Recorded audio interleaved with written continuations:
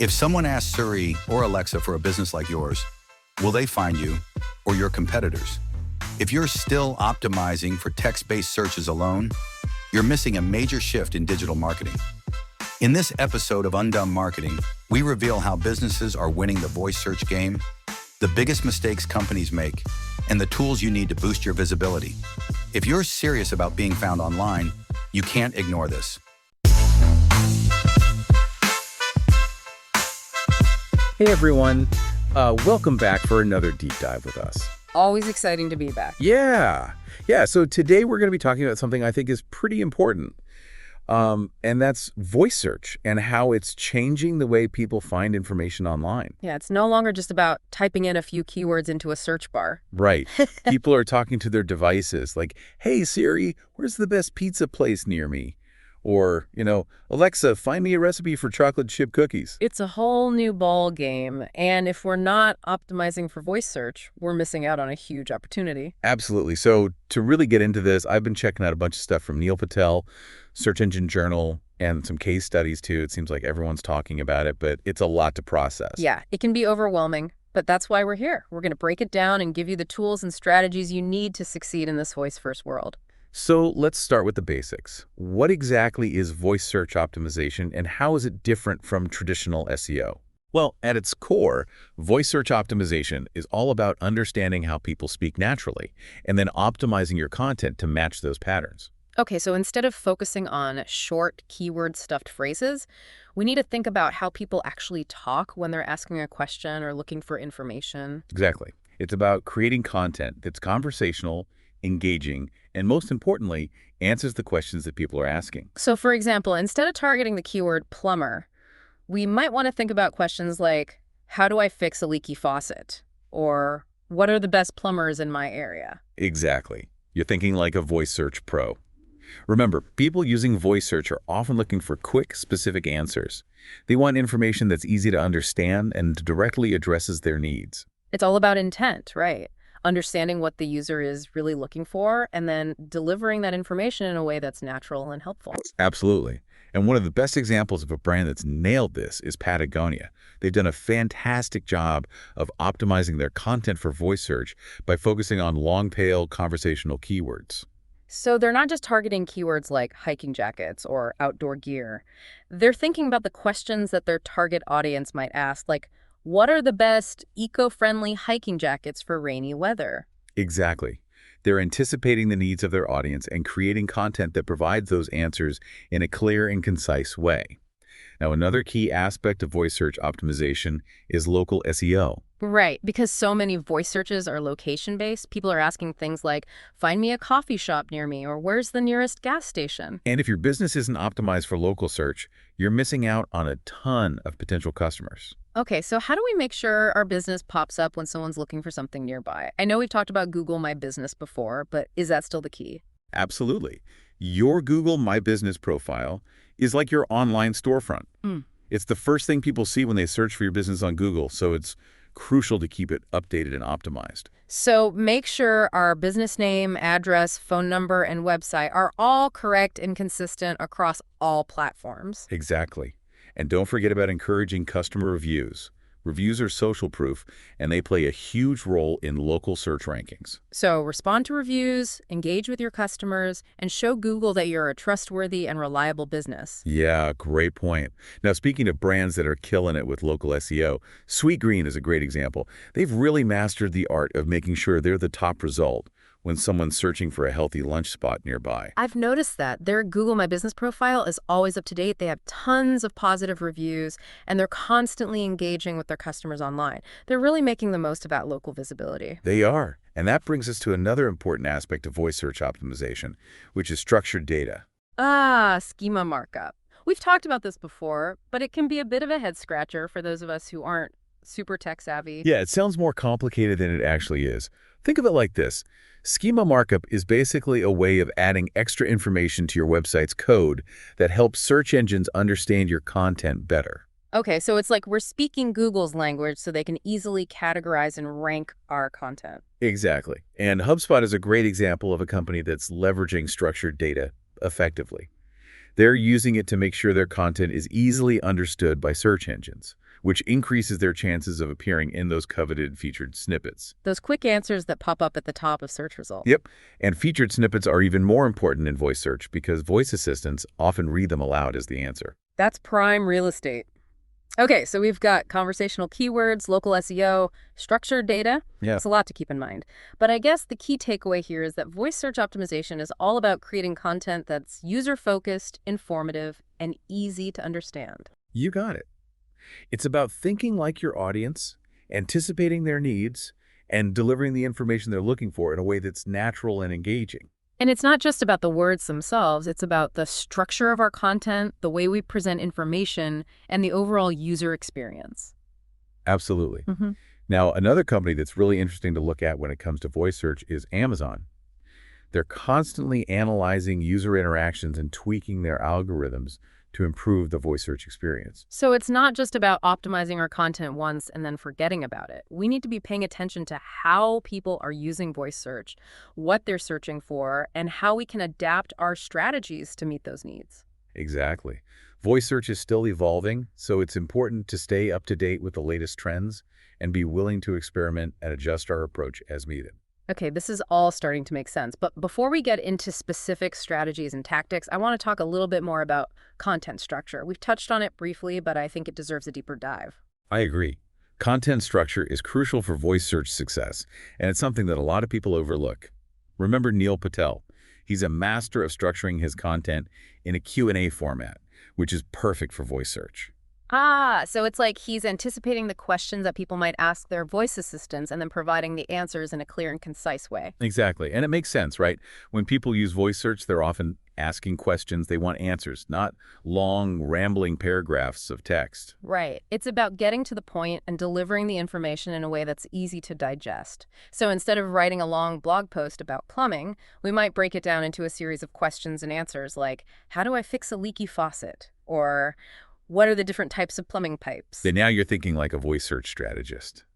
It's all about understanding the user's intent and providing the information they need in a way that aligns with how they're actually searching. This is all starting to click. So we've talked about the shift to conversational language, the importance of local SEO, schema markup, and structuring our content to answer specific questions. What's next? How do we actually put all this into practice? Well, that's where the fun begins.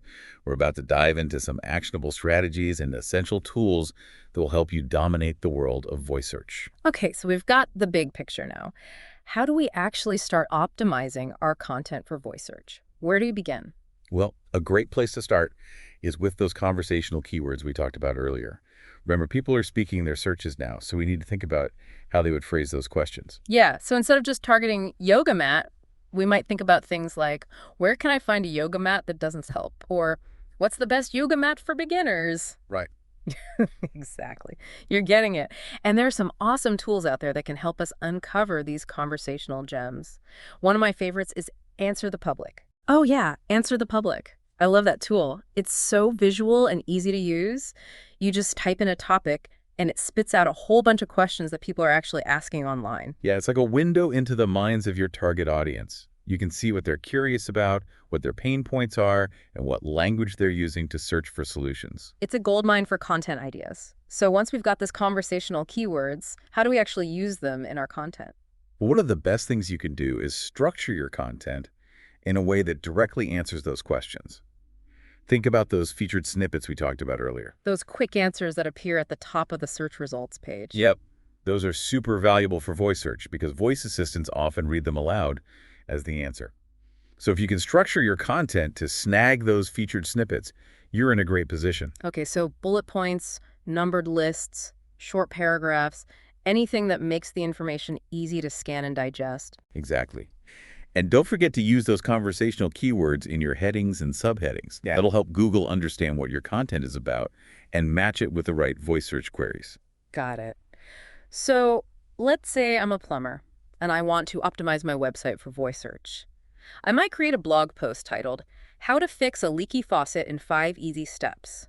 or an FAQ page that answers common plumbing questions using those conversational phrases we found in Answer the Public. Perfect. You're on the right track. Oh. It's all about anticipating the questions your audience is asking and delivering the answers in a way that's optimized for both voice search and featured snippets. This is starting to make a lot more sense, but what about that technical stuff we talked about, like schema markup? I still feel a little fuzzy on that. I hear you. Schema markup can seem a bit daunting, Yeah. but it's really not that bad once you get the hang of it. Think of it like this.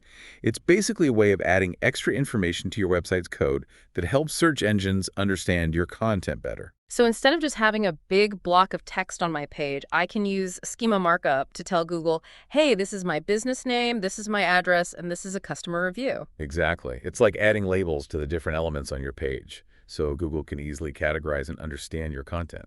So are there any tools or resources that can help us implement schema markup without needing to be coding experts? Absolutely. There are tons of schema markup generators and plugins out there that can make the process a lot easier. You can also find great tutorials and guides online. That's a relief. I was worried I'd have to go back to coding school or something. Okay, so we've covered conversational keywords, featured snippets, and schema markup. What else do we need to know? Well, we can't forget about mobile optimization. Yeah. It's crucial for voice search success because so many people are using their smartphones to search on the go. Right, because if someone's using voice search to find a restaurant or a store near them, they're probably on their phone and they need that information quickly. Exactly. So make sure your website is responsive, meaning it adapts to different screen sizes and loads quickly on mobile devices. You don't want to frustrate users with a slow or clunky mobile experience. And it's not just about the technical aspects, right? We also need to think about the user experience on mobile. Is the information easy to find? Are the buttons big enough to tap? Is the navigation intuitive? All great points. It's about putting yourself in the user's shoes and making sure their mobile experience is smooth and enjoyable. And what about those all-important customer reviews? I know they play a big role in local SEO, but do they matter for voice search as well? Absolutely. Reviews are social proof, and they can have a huge impact on your visibility in voice search results.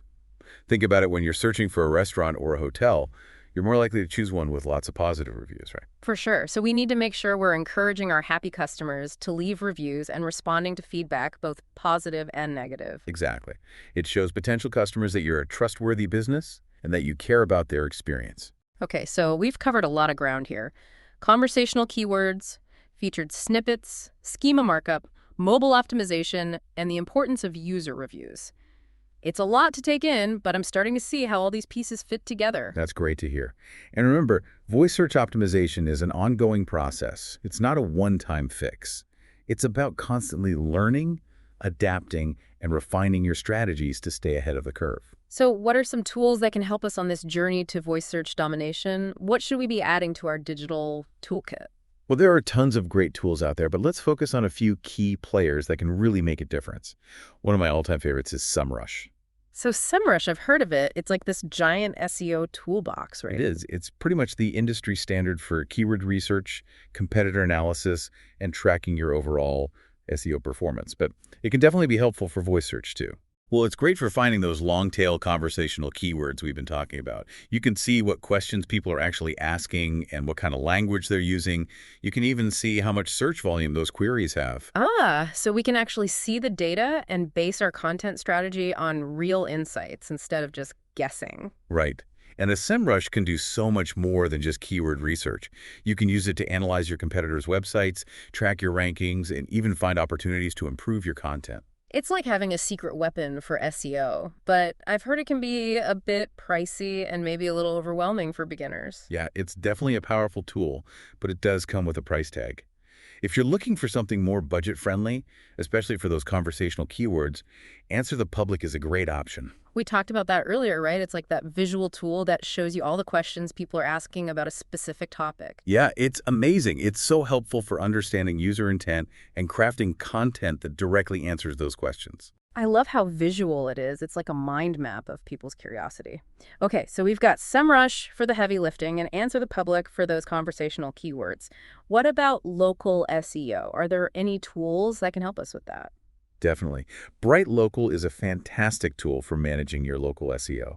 It helps you keep your business information consistent across all platforms, track your rankings and local search results, and even manage your online reviews. We talked about Sweetgreen and how they're killing it with local SEO. Does Bright Local help with things like claiming and optimizing your Google My Business profile? It does. You can manage everything from one central dashboard, so you can make sure your business name, address, phone number, and website are all consistent and up to date. That's so important for local SEO, especially for voice search when people are looking for businesses near me. Right.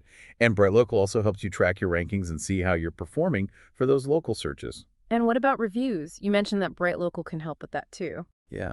You can monitor your reviews across different platforms, get alerts when new reviews are posted, and even respond to reviews directly from the Bright Local dashboard. So it's like a one-stop shop for managing your online reputation, which is so important these days. It is.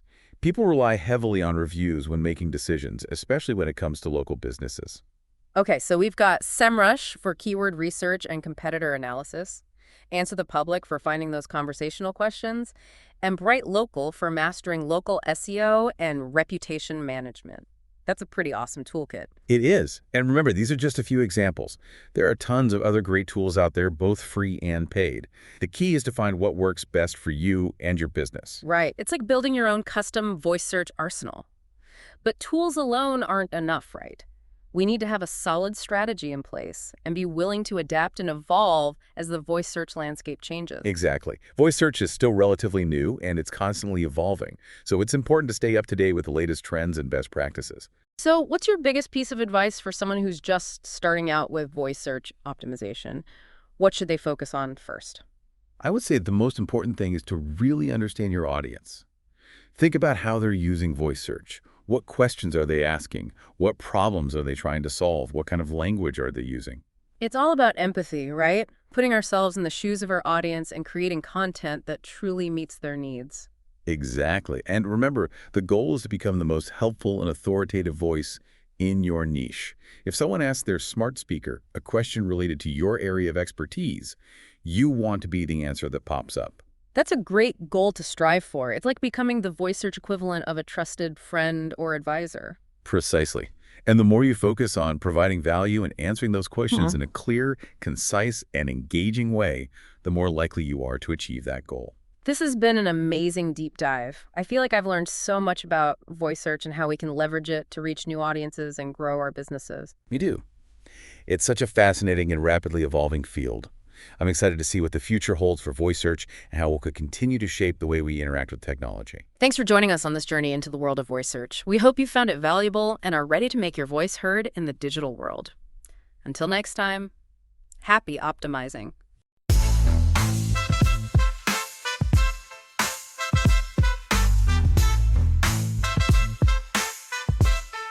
That's a wrap for this episode of Undumb Marketing. If you liked what you heard, don't stop here. Check out our other episodes for more straight takes on today's hottest marketing topics. New episodes dropping weekly, so hit follow and stay ahead of the game. Got a question or topic you want us to tackle? Find us online and let's keep the conversation going. See you next time.